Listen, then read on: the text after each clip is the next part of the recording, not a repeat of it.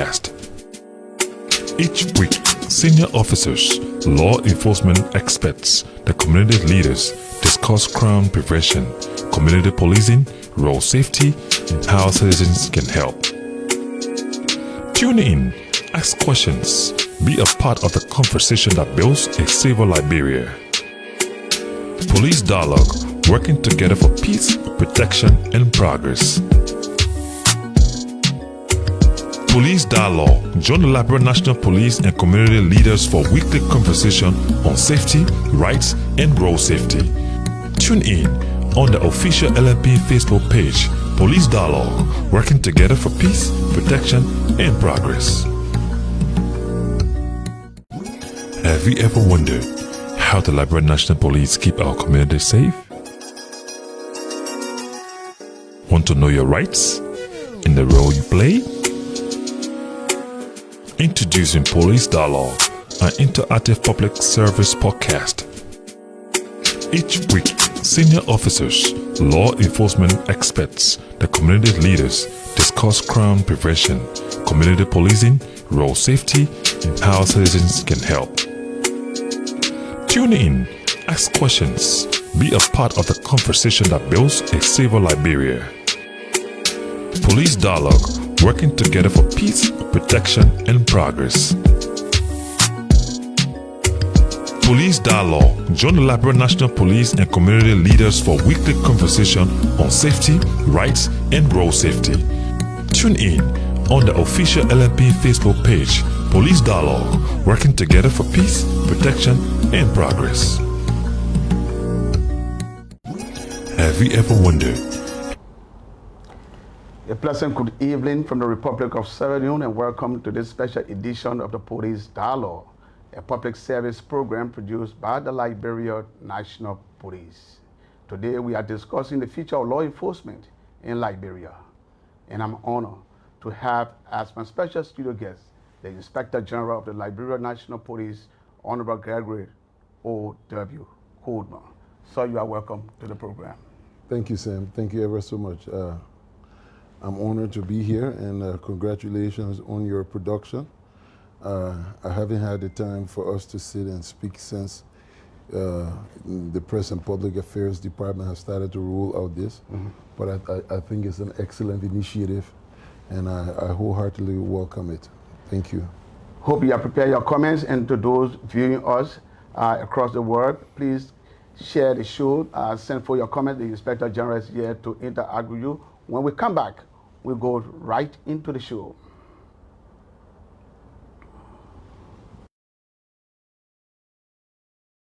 How the Liberian National Police keep our community safe? Want to know your rights and the role you play? Introducing Police Dialogue, an interactive public service podcast. Each week, senior officers, law enforcement experts, the community leaders discuss crime prevention, community policing, road safety, and how citizens can help. Tune in, ask questions. Back to this all important public information program being carried out on the Liberian National Police Facebook page. And like I said, I have in my company the Inspector General of the Liberian National Police. You are in Sierra Leone, sir. What is the mission of being here? Well, Sam, and so are you. Yes, certainly. Well, no man is an island, and in these fast-changing times, especially with modernization, technology, and the changing security landscape, it's impossible for a nation to stand on its own and believe that it can keep itself safe. The need for future cooperation, strengthened cooperation with our neighbors, is now.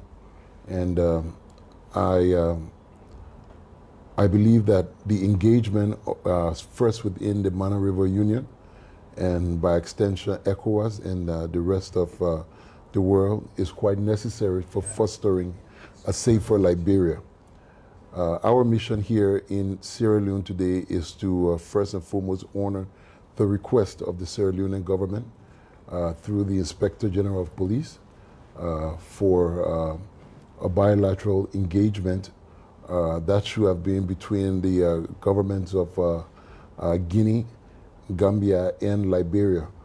Unfortunately, both IGPs could not be here at this point in time, but tomorrow the session will continue with Liberia and Sierra Leone.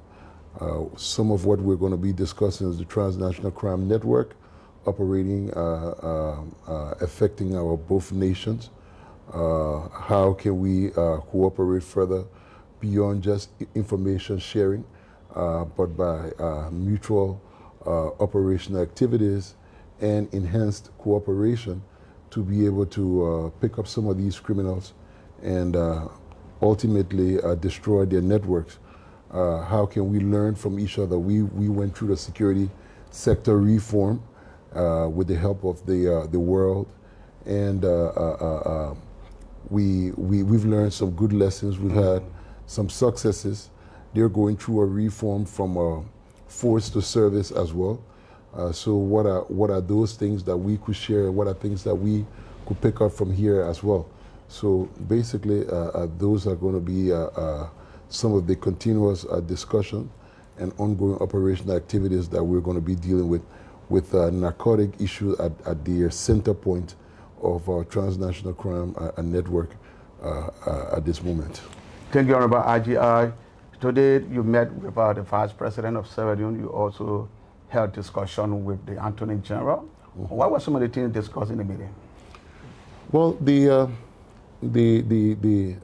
Vice President and the Attorney General did acknowledge the strong relationship between the both countries and their leaders, and thought that this particular engagement was even more strategic because we're moving from just the national leadership level to institutional cooperation and collaboration, which they both believe is quite significant. It helps in reducing some of the bureaucracy of some MLA issues, and also fostering immediate responses to situations that we encounter on both sides of the border.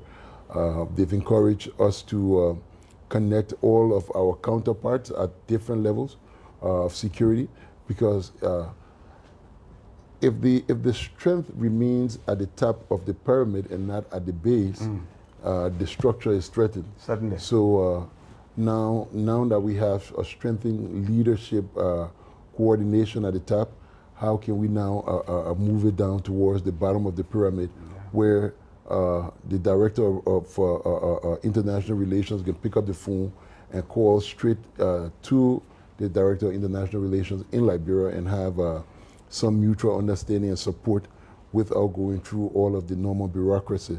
How can we have joint training operations, and how can we support each other? So those are some of the things that the meeting centered around, which will be the focus tomorrow as we continue with the Minister of Interior. Yes, certainly, Honorable Inspector General. Looking at the horrors of traveling by road, and you and your team came into Sierra Leone using the road. Well, you did not fly into Sierra Leone. Well, flying into Sierra Leone, I mean, it won't make sense as for what we're trying to achieve. Are you cutting down costs? Well, it's not just about cutting down costs. It's about satisfying the mission's purpose. Okay. We're looking at strengthening relationship on both sides of the border. We're looking at assessing what people go through moving from Freetown to Monrovia. So it's not just about getting to Freetown. It's about doing a detailed assessment as to all of the challenges security-wise that people face, and how can we address some of these issues. So coming by road was a great opportunity. We were able to meet at different levels from the different regions, and also understand the challenges along the road, from engineering to security and other issues of concern that can be addressed by both governments.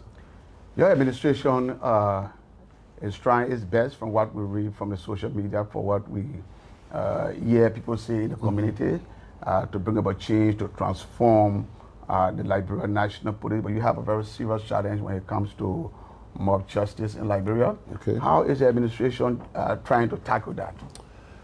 So when it comes to mob justice, we're taking a three-track approach, and that is prevention, rapid response, and subsequent prosecution. On prevention, we've instructed all the regional and depot commanders to conduct regular town hall engagements with, meet with churches, youth leaders, have different engagement, put structures in place to explain the law on mob violence and the consequences.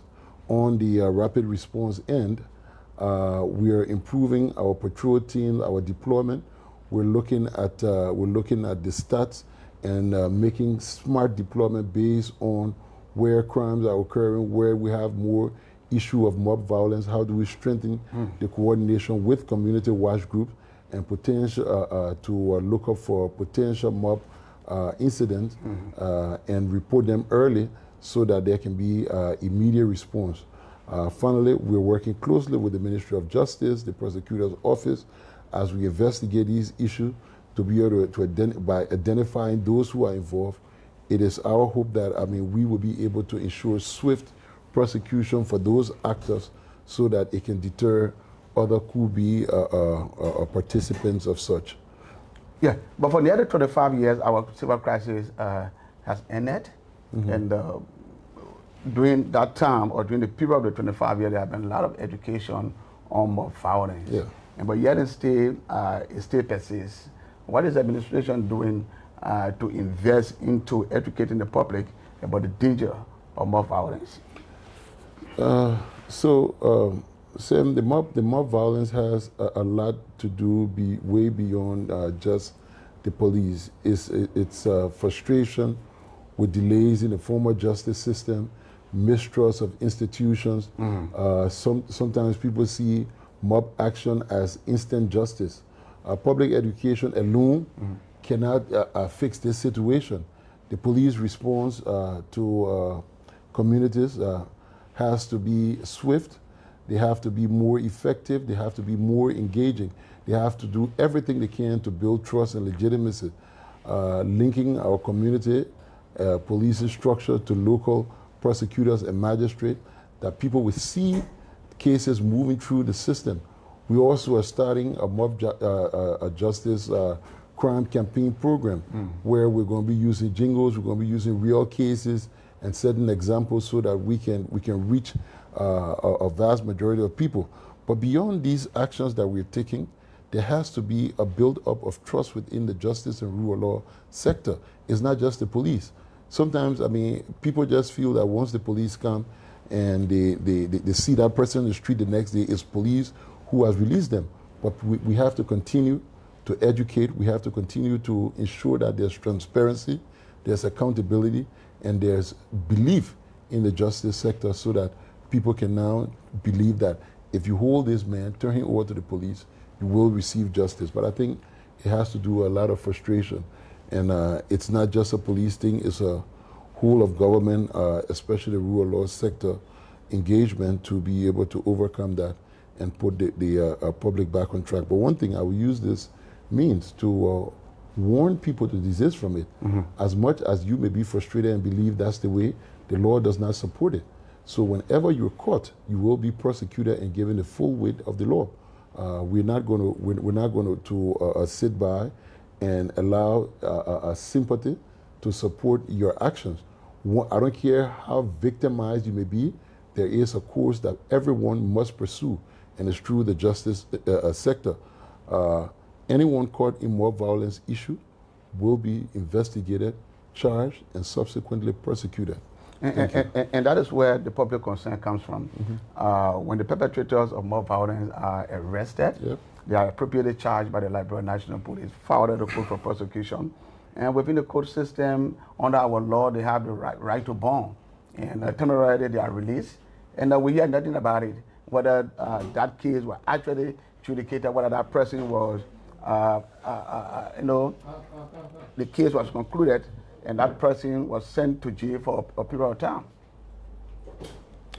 So, even when you send people to jail, sometimes those who are even involved never follow up. They are not aware as to what happened, and when they see that person out after they've even served their sentence, they believe that this person was never taken through the criminal justice system. Sometimes it's not just about an immediate release. Sometimes it's even after the person has served the punishment as prescribed as per the law. And then the next time, they believe that they must take an action. But Sam, I want us to go beyond just these immediate occurrences. I want us to take a journey back into the history of our immediate post-conflict environment. When trust and legitimacy was at its all-time lowest, we saw how mob violence was on the increase. And over a period of time, we were able to bring that under control to a considerable extent. Certainly. Until it was almost a thing of the past. When systems fail, They start to pick up again. when systems fail and people believe that they cannot be served justice, they always find an alternative. And this is a clear indication that over the last few years, people believe that they have not been served well and they have found a pathway. So when I talk about stopping the bleed, these are some of the challenges that we're faced with. These are the effects of bad governance over the last few years. So, I mean, in order to build trust and legitimacy, it's not something that happens overnight. It's going to take time to earn the trust of the people. Certainly. And that's what we're working on, and we're pushing day by day to make sure that we can get to where we should be, and that as society will respond positively, believing in the rule of law. And finally, on this issue of mob violence, what are the dangers of mob violence, especially in a post-conflict country like ours? Well, when you look at the occurrences of mob justice in the post-conflict era, it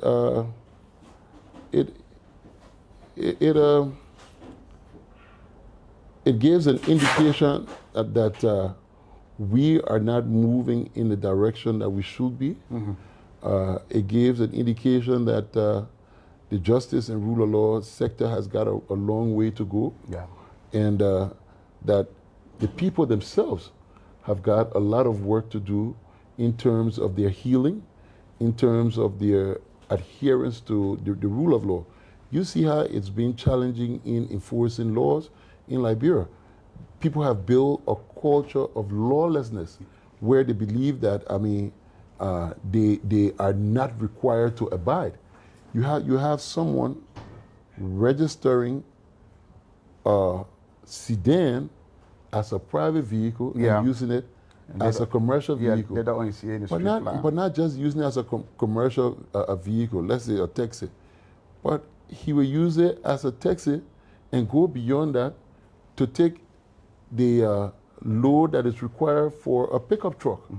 So, I mean, it's not just one thing. It's just a complete breakdown that we will need to work exceedingly hard, educate people, strengthen the justice and rule of law sector, build trust, earn legitimacy, and get people to believe again so that we can continue to go. I think we've made some significant strides.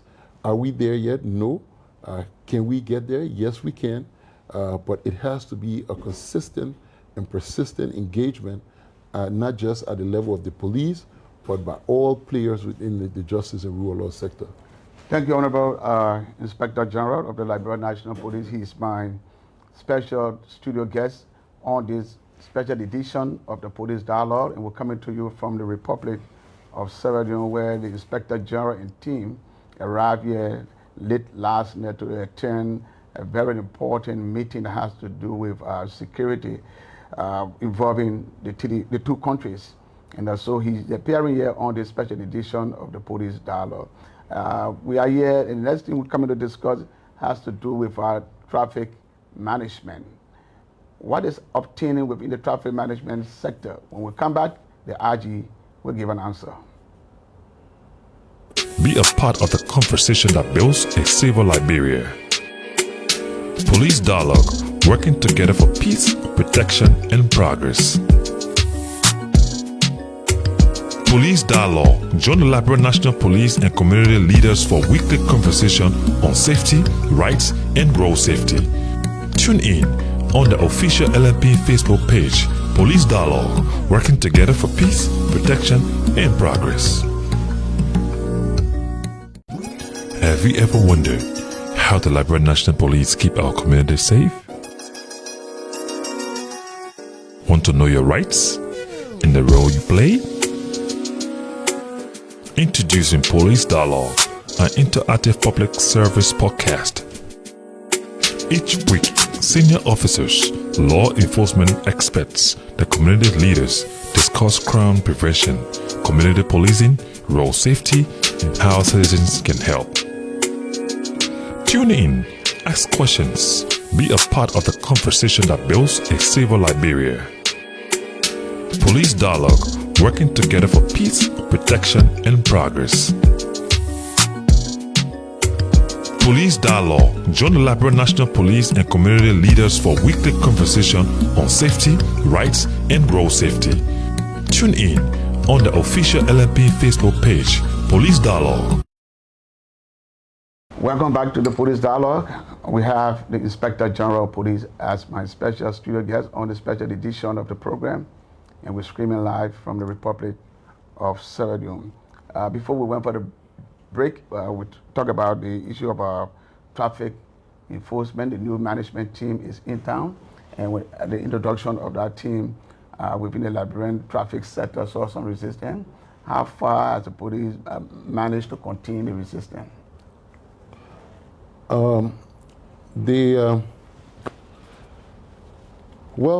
It's not just about the new management team, it's about the police taking on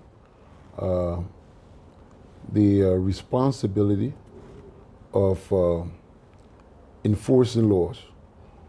One of the things that we have come to realize in our country is that the culture of impunity is the bedrock for all bad governance issues.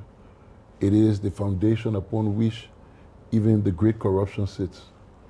So we have taken on an approach to deal with the culture of impunity. And in so doing, we have decided to use the broken window theory. We're going after the smallest issues back and forth, and we're enforcing laws as they should be. And it's become a shock to the people. Mm-hmm. So if you notice, there's a serious resistance to the enforcement of the law. Why? Because over the years, the people have become adapted to a culture of impunity where you do anything anyhow, whether it leads to death and destruction, nobody answers for it. So we have started some strict enforcement, taking the law, breaking it down, explaining it to people through different programs on radio, on social media, using our enforcement on the road as a means of educating the public, and sometimes doing it, extending mercy, and at the same time, issuing tickets where necessary for gross violation of the law. I know that people feel that we are being insensitive, notwithstanding, if they really understood the responsibility that came with driving, I think they would think differently. We have some inherent rights as human beings and as Liberians, but driving is not one of those. Driving is a privilege. Okay. Driving comes with a lot of responsibility. Mm. People have got to meet certain criteria before they can operate a motor vehicle. Beyond the wheel. And there are laws that you must adhere to. Sam, you know that the stats are telling us that there's more death traffic related than there are as it relates to violent crimes. Yeah, sure.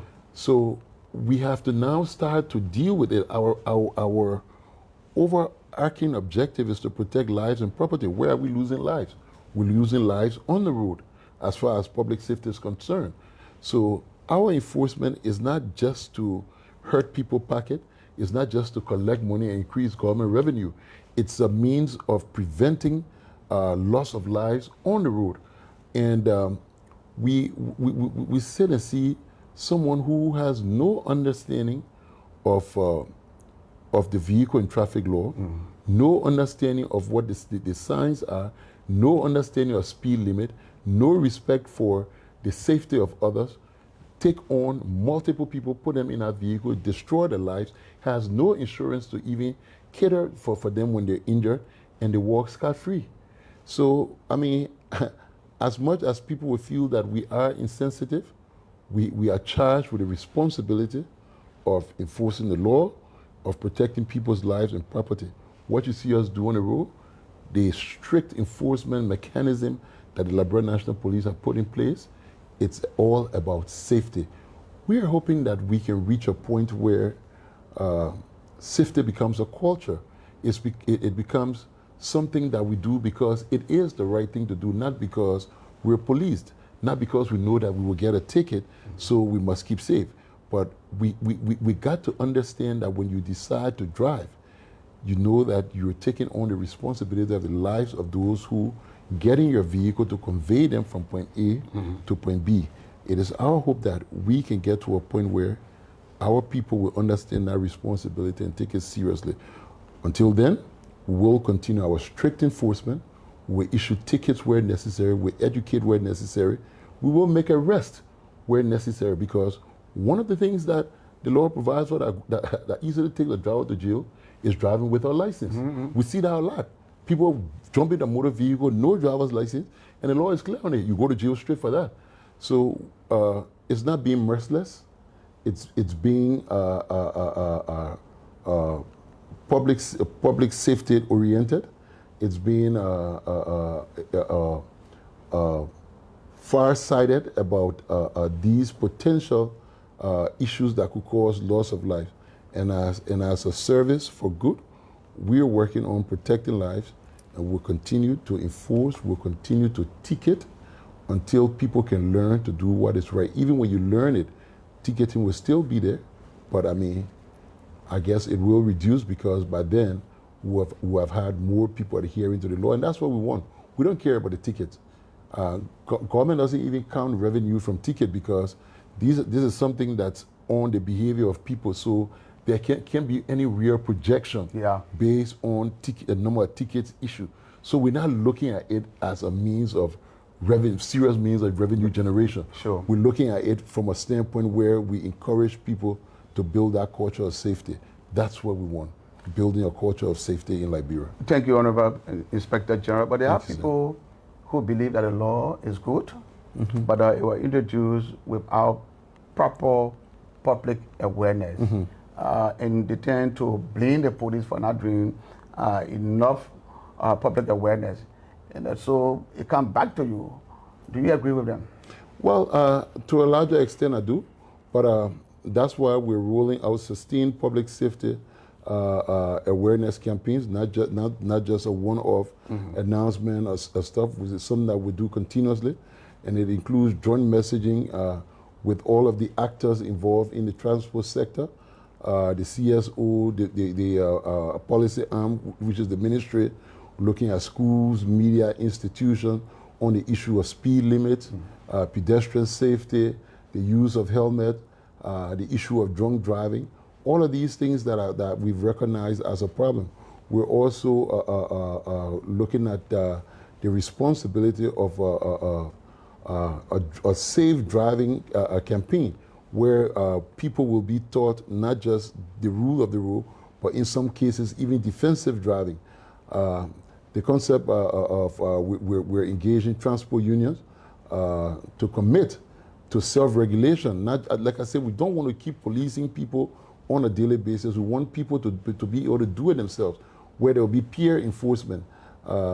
the more citizens understand that traffic rules are about protecting families, the easier the cooperation becomes. So that's what we're hoping to achieve in engaging with the public.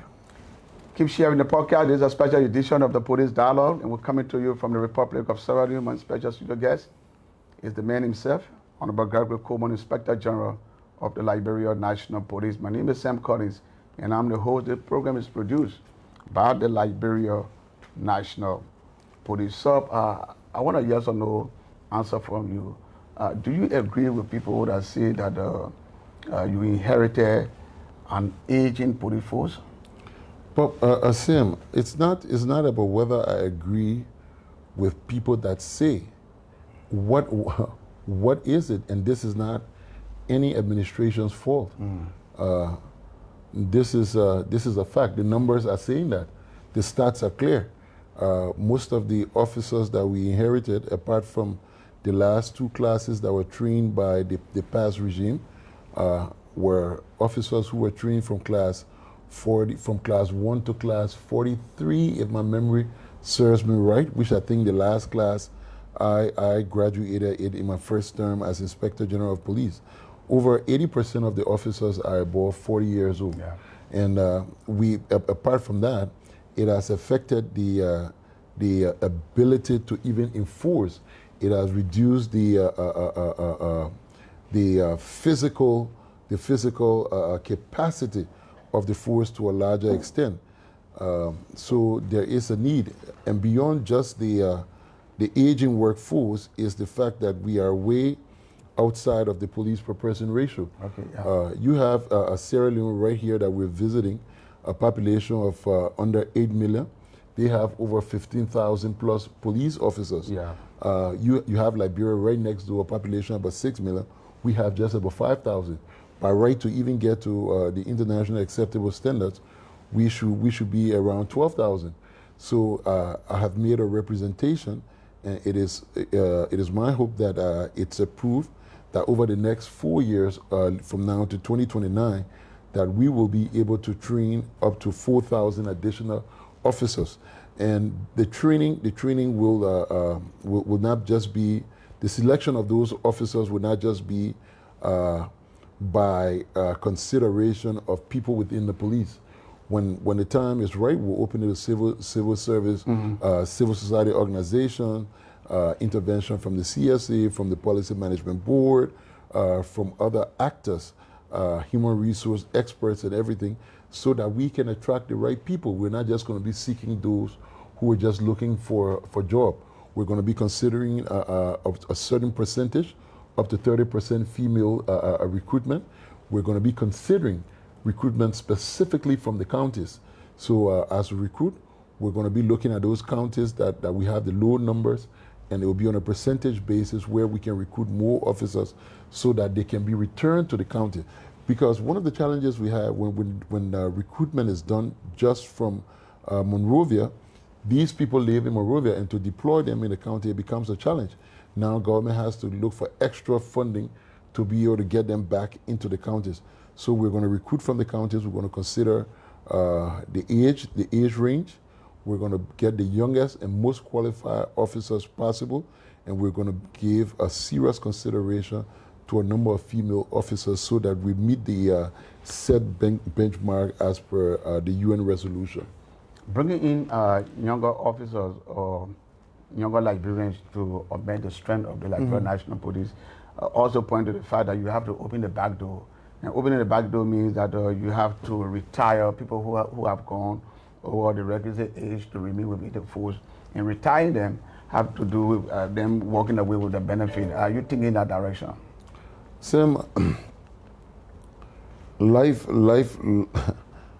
continues because people are born and people die. My concern, I mean, it's not about whether people will be retired or not, but my concern has to do with how unfair the retirement consideration has been towards police officers. Okay. And I mean, I cannot do anything. When you reach the retirement age, you will retire. You gotta go. But what I'm fighting for at this point in time is to make the necessary adjustments so that there can be some appreciation for the level of service and the years that people have given to the Liberian National Police. We just saw the AFL. We saw how encouraging their retirement program was and the packages that their officers received. Some of the officers who serve with Liberian National Police who have served even way longer than some of those officers, if today they reach that age, they'll be walking away with basically nothing. So we've made an appeal to the president, thanking him for such intervention with the AFL and asking that something similar is done for the police. Yeah. We're not asking for anything new. There's the National Security Intelligence Act of 2011, which clearly states that it states a clear pathway for our retirement process. And even though there's the NASCOP Act, but that act, the specific component with retirement was never repealed by the NASCOP Act. So we're praying that in the good wisdom of the president, that they look at it carefully and send police officers off with dignity. Yeah. If you look at how the number of officers that die immediately after retirement, it just tells you the level of frustration that that they endure immediately after a retirement. So we're begging, we're pleading with the government to just do what is right for us and let our people retire with dignity. Even beyond the all of the officers, even today, if for any reason here serving at the will and pleasure of the president, after all of my years of service, there is absolutely nothing that that is set by policy that I will even be retiring with as well. Sure. So, why it is yet day, let's work, and that's why we're working exceedingly hard, looking at what other people are going through and making the necessary adjustment and recommendations to improve that, so that when the time comes for all of us, we all cannot walk alone without anything. Mr. President, there is an honest appeal to kindly look into the police issue on retirement benefits, and it goes to the legislature as well, because you all have to approve this, and we're appealing to you. The police is for the people that you represent. It's there to provide safety and security. And the young men and women have given their lives. They've given their youthful years to serve in this country. It's only fair enough that when that time is right for retirement, that they be sent home with dignity and honor. Thank you. Thank you, Honorable Inspector General. While it is day, let's work. Associate Inspector General Police. You have introduced a new strategy, and it has to do with moving on the campuses of the Red University, holding discussion with the leadership, and even entering into MOU. I can recall we signed an MOU with Freetown University. We also followed suit with the African Methodist Episcopal University. Why are you looking in that direction? Sam, you spoke about the aging police force. You spoke about the fact that these people will soon be retired. We have to build strong officers, build their capacity to be able to take on the helm of leadership. Yeah, sure. And you cannot be developing those who are going out and leaving those who are meant to take over incapacitated. So reaching out to these universities is all about capacity building. It's all about strengthening the leadership of police and strengthening the line officers as well to be able to improve the delivery of their services. What we have worked on is a carefully crafted succession plan, which is accompanied by a development plan. The succession tells you that 105 is here. 1, 2, 3, 4 officers are his possible successors. Of the 4 officers, where are they at this point in time? What capacity do we need to build to get all 4 of them to a place where if 105, 102, 101, 100 is out today, that any one of these officers can meet that position, the requirements for that position, and be able to fulfill it successfully. So we're going after that development plan and developing these officers, building their skills so that they can be able to subsequently take over when the vacancy is available. And it's not just at one level, it's from the IGP down. I have my set of successors. The DIGPs have the set of successors. So from the gaps in between there, we're just developing people so that they can be able to have the requisite skills to take on the helm of authority when the time is right. And let me say congratulations to you because under the MOU signed with AME, 10 of our officers are currently studying for the master's and undergraduate program. That's a big step. And I spoke with the president of the university. He's very excited. And but my next question would be, what does the university benefit in return? So in addition to what's going on at EME right now, as you may be aware, there's 40 students at Cotton Down University right now. Out of the 40, 20 of them are sworn police officers, and the rest of them are new recruits coming in. We're working with the university through the training academy to develop those officers and run a police training school through a depot that is to be built. The good thing is that the contracts have been signed, the monies have been made available. We're just waiting for transfer to the engineers' account for them to begin the project. We're going to build a training depot there to support that initiative with Kaduna, and also provide some level of security for the campus, especially for Kaduna. Okay. So now you have, you're going to have the police depot built with a fire station attached. You're going to have those law enforcement services available. You're going to have those same people who are in college patrolling the campus, improving security situation there. And through that, we're also strengthening the criminal justice department of the university by these different exchanges. We have trainers, we have lecturers that will be engaging with these universities as well. So I mean, there's a mutual benefit for all parties that's involved. But I want to thank the presidents of these universities. First, the Tottenham University, then Kaduna, and that of AMU, who we have these MOUs signed with.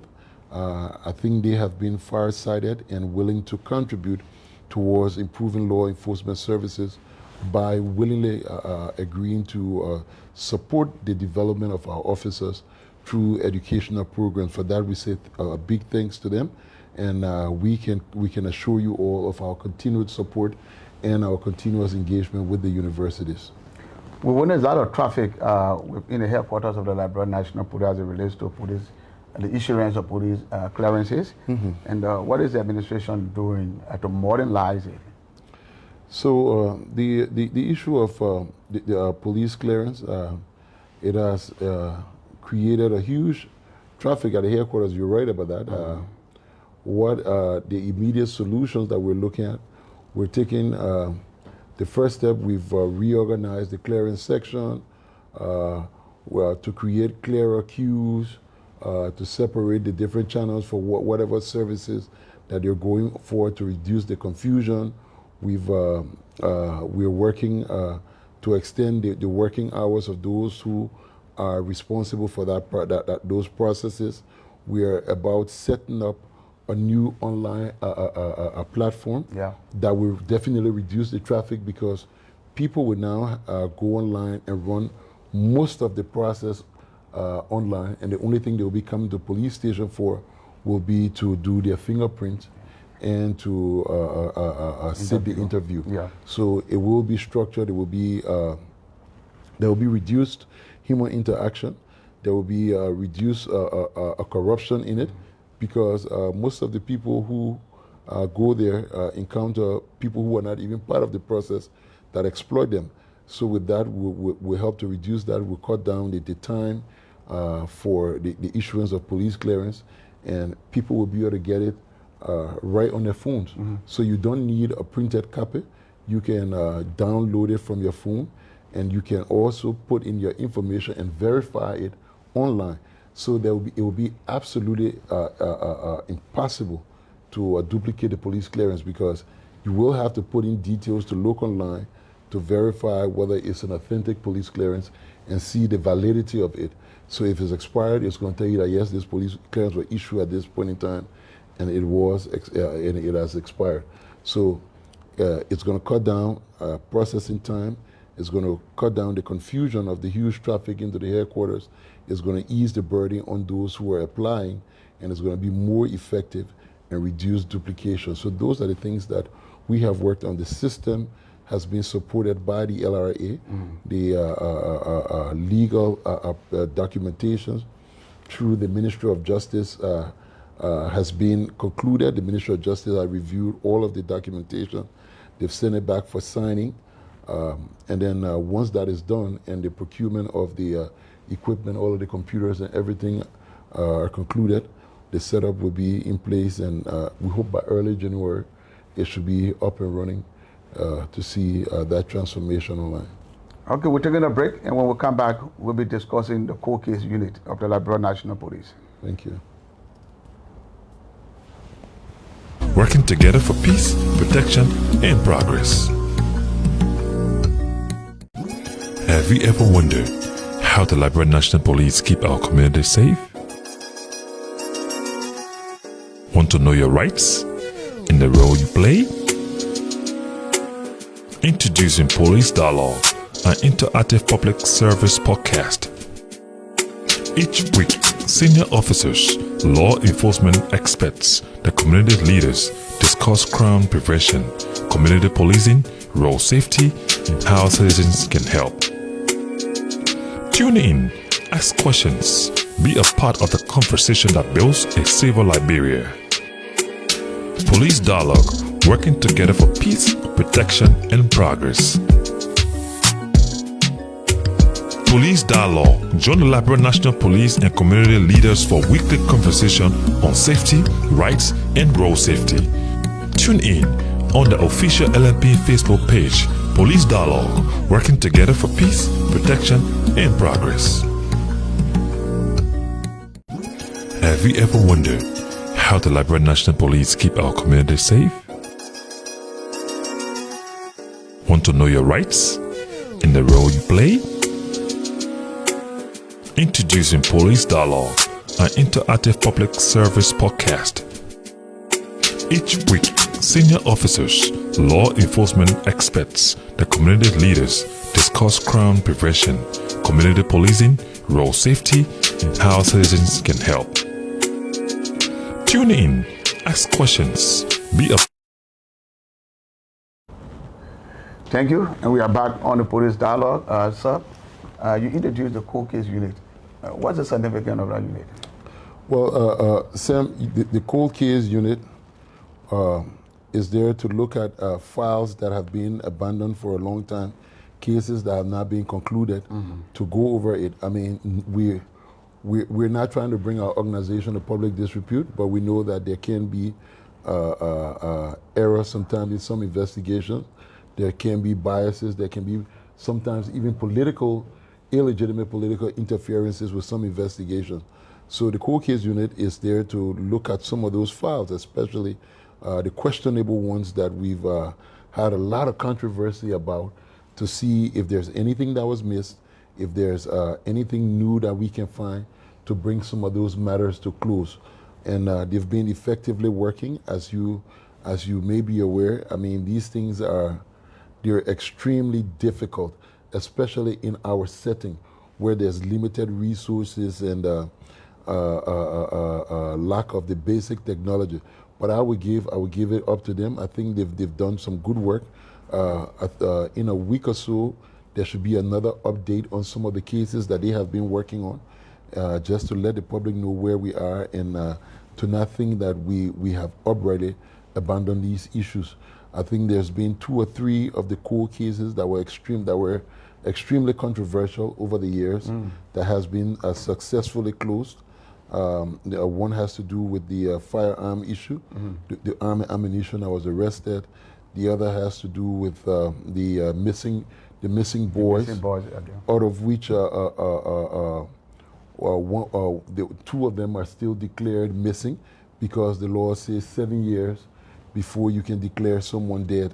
And then I may not remember what was the third one, but I know there's update coming on the Battalion SWAT case, and 1 or 2 other cases that they are working on. So hopefully next week or week after next, we'll do an update and bring the public to up to speed as to where we are with those investigations. Thank you, sir.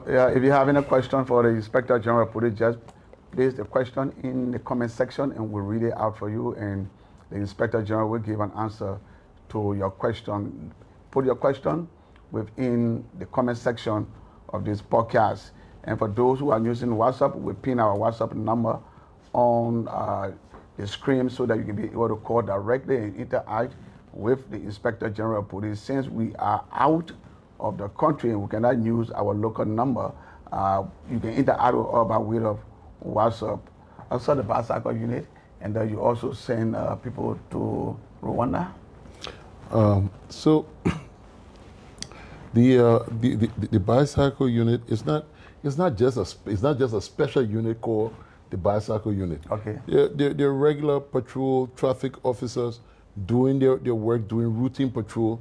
It's just that the mode of transportation is bicycle, and you're seeing them wearing the appropriate outfit for riding bikes, and that's why people are saying bicycle unit, but it's not a special unit. They're just regular enforcers. In some of the areas, to get to some of these communities, you cannot easily navigate. So through this means, officers have been able to reach out because we're working towards building and forging strong relationships with the community. We're not at a point where we have proper address system where people can just say, I'm at this location, and you just show up. So these officers are charged with the responsibility of riding the beat in the neighborhood, going in between, familiarizing themselves with these areas, meeting the community members, exchanging numbers, because these are the same officers that are assigned there at night. So sometimes when a crime occurs, when these officers get in, they call the neighbors and let them know, okay, man, and say, we in your area tonight, anything happen, let our number here, call us. Yes. So because they've been able to ride the beat, they know exactly how to respond. And they're moving from place to place. It's not just one neighborhood. So just in case you're assigned here today, next week you're somewhere else, familiarizing yourself, meeting the community, exchanging number for immediate response. When we get these calls at night, Sam, it's extremely difficult to follow the direction, especially for people who are really, really, really under extreme emergency situations. Yeah. You could have an armed robber breaking your door, you're hiding, you don't even want to be heard, trying to direct. You don't have a direct address system. You're telling you, come go to the cotton tree. They caught the cotton tree yesterday. Bend left. When you go, you see the Kobo shot, 10 wreck. So imagine following those kind of. So when these officers are able to patrol, it helps us to improve our relationship with the community and to also cut down our response time. And it's been effective as well, even with the traffic, because some of those areas, they just stop and they start to enforce right there. The officers in Rwanda, we're extremely proud of our representation in Rwanda. I just visited them, and the feedback that I got from not just the Inspector General, but from the Commandant as well at the Academy is very, very promising. And I laughed because I gave my officers difficult times. I always make them feel that they're doing nothing. Yeah. I make them feel like they're the worst. I mean, but it's Certainly. just to motivate them and to push them to do more. And when the feedback was given to me, I was extremely proud. They receive officers from all around East Africa and other places. The feedback is that the Liberian officers have made one of the best representation at that particular academy. From the Advanced Special Forces team, their strength, their discipline, their ability and desire to learn more, and the wisdom of those at the commander's level. They're even asking us next time, send people who are at a lower level, because these guys are well experienced, but it's a good thing because they're sharing their experience. And I'm extremely proud of my officers, and that alone opens the door for us. As a matter of fact, as part of the conversation with the Inspector General and the commitment of President Kagame to impact the Liberian National Police, they have decided that we design the project in a more specific way to indicate what do we want to achieve. So now that we started with 20 advanced special forces officers, the next intake could be 50 to up to 100 officers until we can build a strong unit to even help to replace the aging emergency response unit. But within that unit, you're going to have the advanced officers for more critical intervention.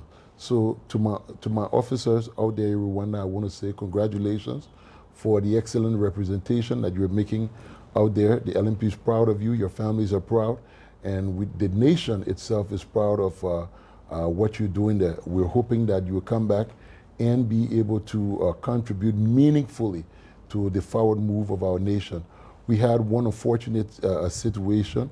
One of our female officers got injured on the leg. She had to go to Kigali for surgery, but she is recovering, and within a month she will be back in a training to make sure that she completes the training and comes home. She got injured in training? Yes, with the rest of the team. Okay. But it's a part of it. I mean, it's advanced special forces. Yes, certainly. I saw the officers coming down from the top of buildings and stuff and doing the firing. I was extremely impressed. Yeah. I'm remarkably let me just proud of the officers. Same way. Wait. You can. Yeah. Wait. First, let's praise our officers, because just how I can be very hard on them, hold on, caller, must almost also commend them. And before I even end this, let me say a big thank you to the National Police Training Academy, because the foundation upon which has been established that these officers are expanding has been done by our academy with extremely limited resources. It is our hope that the necessary support will be given to our academy to improve the services and to be able to develop way better officers even than what we're seeing right now. I'm proud of you, LNP officers. Keep doing what you're doing. Those who serve out there on a daily basis, even if they don't sing our good name, they don't give our praises, I'm giving it to you. You're doing an excellent job. Thank you. Okay, keep being great. It comes from the Inspector General of Police that you are doing a wonderful team representing the LNP and representing your country. And that was the message you gave in the conference room before they departed. You can call us on 0777-894747, and so they can be able to talk to the Inspector General via WhatsApp. And you can also have your comment within the comment section so that we'll be able to read it out for you. Our production team is preparing our comment in a moment from now. We'll be going to our production team to screen the comments on the monitor so that our guests can see what the people are saying about the ongoing conversation here on the dialogue. If you want to interact with him on WhatsApp, the number 0777-894747. And Ebi Dugle, okay. Ebi, cannot see a comment from here, but I've seen a lot of people complain about the 911 system and the alternative emergency number. So I mean that's one area that we are lagging behind, but I can guarantee you that we are almost back online with it. We have experts coming from the Newark Police Department in the first week of January to conduct training for 911 operators. Okay. And also the 911 service center is being fully refurbished. Yep. All of the equipment has been shipped to Liberia. The server room is what they're working on right now to have it fitted properly, and then all of the systems will be installed. We are also concluding the MOU between the service providers and the LMP as well, so as to have the number toll free, that when people call, you don't need money on your phone to call. Hopefully by now, between now and January, that should be actively up and running. We've dedicated the responsibility to a 110. He's leading that charge and making sure all of the coordination being done behind the scene. I think and the good part about it is that one of our own professional officers of Liberian descent, who works with the 911 dispatch in Newark, is the one being sent down by the Newark Police Department to conduct the training. Her name is Mersoni Grant, and all of the basic necessities and requirements are being coordinated to have Ms. Grant on ground within the next week or two to conduct the training for our 911 operators. Hello? Good afternoon, sir. Yeah, go ahead, Henry. Good afternoon to the Sierra Leone Police. I'm Henry G. And I'm called to commend my IG for being particularly on the issue. And Chief, you said that impunity is the foundation upon which corruption sits. You are absolutely right. And so I agree with you that there must be enough community engagement so that people can know their boundaries. They know the boundary when it comes to law enforcers implementing the law. They must know their boundary. Because there will come a time that we will not educate people any longer. We will take the appropriate action that we need to protect our lives. We are also humans. Police are humans. And we need to be protected at all costs. So thank you, sir. Thank you for making the case. I admire you. Keep pushing, especially for the benefit of our retired officers. Give an example of the AFL. I mean, the retirement package is very, very encouraging. So I pray that you don't give up. Keep pushing so that we all can benefit. Thank you, Henry. Thank you. Thank you. Thank you, Henry. The dry leaf is a way to the green one. So keep pushing because one will get old one day. I'll do retirement package. Thank you very much. Henry, I push it myself. They green leaf yourself push it before it becomes dry leaf. I know. So we're all pushing for it. Chief, can you see the last comment from the screen? What? Thanks for the reform. Oh man, now I can't. Thanks for the reform that you have demonstrated for the LMP. However, are there any plans for welfare of officers in terms of providing buses to take them to their various destinations and the renovation of police depots across the country? That is sent by their laptop skate. Well, it's a 31 box, but the hand shut. Yeah. Look, police that a major part of the police that brought in information management, the welfare of the officers, the morale of the officers. When they say officer present, I mean it encompasses a lot. It encompasses the fact that the officer must first and foremost meet his physiological needs. That when he gets to work, he's composed and able to give his best. But in these challenging times, the officers, I mean, they're faced with so many welfare issues that it reduces their productivity. So yes, we are making the case. Last year, we had a little bit of an increase for the officers at the lower level, and income increase for everyone across the board in police. When I say income increase, it didn't. That does not. It didn't mean that there was, additional money added to their salaries, but what was being paid for insurance was now coming back to them. So it gave them an increased income, take-home pay. But at the lower level, there was an addition for the officers at the lowest rank. It is my hope that government will continue to consider us, because like here in Sierra Leone, the officers, they have housing, they have hospital, they have other resources to support whatever salary they're paid. I mean, for us, those things are not available. And we understand, we're not asking for much. We're asking just to be compensated in line with the CSC standards as per our performance.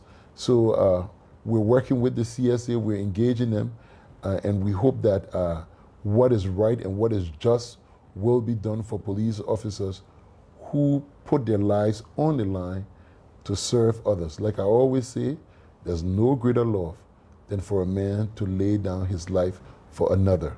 And that is what we do as law enforcement officers. We lay down our lives on a daily basis, running into violence, running into situations that we have no understanding as to what we're going to meet, relying on whatever training and basic resources that's available to us. We're not asking for much. We're asking just to be compensated on the basis of what is allotted as per the Civil Service Agency. Thank you. Your parting comment? Well, Sam, I think I've said a lot. I want to thank the government and people of Sierra Leone for the warm welcome that has been extended to us. It is our desire that we can strengthen our relationship and be able to strengthen enforcement across the borders and be ready to actively support the fight against transnational organized crime to reduce possible spillover risk factors from both sides of the border. Once again, to my officers, I want to say thank you for all of the support. Thank you for your commitment and desire to bring service alive in the Liberian National Police. Congratulations to you all, and thank you for such excellent job that you continue to do. Thank you. And also, thank you for taking all your busy schedule to be with us on the Police Dialogue. Your presence here has given the show a different flavor, and we hope to keep it at that level. Thanks to all those who sent for their comments and those who called us. Thanks to our production team. Next time when we speak to you, we'll be speaking to you from Morovia. Bye-bye. Thank you, sir. Thank you. Yeah. Part of the conversation that builds a safer Liberia. Police Dialogue, working together for peace, protection, and progress. Police Dialogue. Join the Liberian National Police and community leaders for weekly conversation on safety, rights, and road safety. Tune in on the official LNP Facebook page, Police Dialogue, working together for peace, protection, and progress. Have you ever wondered how the Liberian National Police keep our community safe?